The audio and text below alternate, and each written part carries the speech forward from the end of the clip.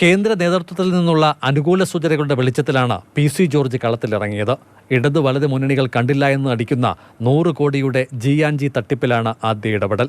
നിക്ഷേപകർ അണിനിരന്ന പുല്ലാട്ടെ പ്രതിഷേധത്തിൽ PC. George ഉദ്ഘാടകനായി. മുഖ്യമന്ത്രിയെ പേരെടുത്തു പറഞ്ഞ് വിമർശിച്ച അദ്ദേഹം കോൺഗ്രസിനെതിരെയും ആക്ഷേപങ്ങൾ ചൊരിഞ്ഞു. സ്ഥാനാർത്ഥിയാകുമെന്ന് കേട്ടല്ലോ എന്ന ചോദ്യങ്ങളോട് കാര്യങ്ങൾക്ക് ഒട്ടും മറവില്ലാതെയായിരുന്നു മറുപടി. ഞാൻ ബി.ജെ.പി കഴിഞ്ഞ് ജനുവരി 31 ബി.ജെ.പി മെമ്പർഷിപ്പ് എടുത്തു. അതിനുശേഷം ദൈവം സാക്ഷി ഒരു സ്ഥാനം വേണമെന്ന് ഞാൻ പറഞ്ഞിട്ടില്ല.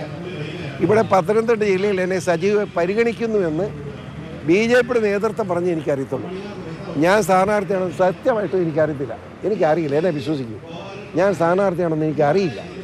ആണെങ്കിൽ പാർട്ടി നിർദ്ദേശം പറഞ്ഞ് ഞാൻ മത്സരിക്കും. പി.സി. ജോർജിനെ പത്തനംതിട്ടയിൽ സ്ഥാനാർത്ഥിയാക്കുന്നതിനോട് ബി.ഡി.ജെ.എസ് നേതൃത്വത്തിന് തെല്ലും താൽപ്പര്യമില്ല. എസ്.എൻ.ഡി.പി യോഗം ജനറൽ സെക്രട്ടറി എതിർപ്പ് പരസ്യമാക്കുകയും ചെയ്തിരുന്നു.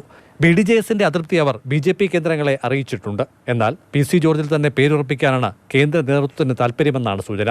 ഇടതു വലത് സ്ഥാനാർത്ഥികൾ ക്രൈസ്തവ വിഭാഗത്തിൽ നിന്നാണ് എന്നതും പി.സിയിലേക്ക് ശ്രദ്ധ വയ്ക്കാൻ മറ്റൊരു കാരണമാണ്. ഒപ്പം മണ്ഡലത്തിൽ നിന്നു തന്നെയുള്ള ആളും. അതിനാൽ തന്നെ ബി.ഡി.ജെ.എസ് നേതൃത്വത്തിന്റെ എതിർപ്പിനെ യോജിപ്പാക്കി മാറ്റാൻ ബി.ജെ.പി ഇടപെടും. ശേഷമായിരിക്കും ഔദ്യോഗിക പ്രഖ്യാപനം. അതേസമയം രാഷ്ട്രീയ കളം മുറുകുന്നതിനിടെ മുതിർന്ന നേതാക്കളിൽ ചിലർ രംഗപ്രവേശനം ചെയ്യാനുള്ള സാധ്യത പാർട്ടി കേന്ദ്രങ്ങൾ പൂർണ്ണമായി തള്ളുന്നില്ല. മാതൃഭൂമി ന്യൂസ്, പത്തനംതിട്ട.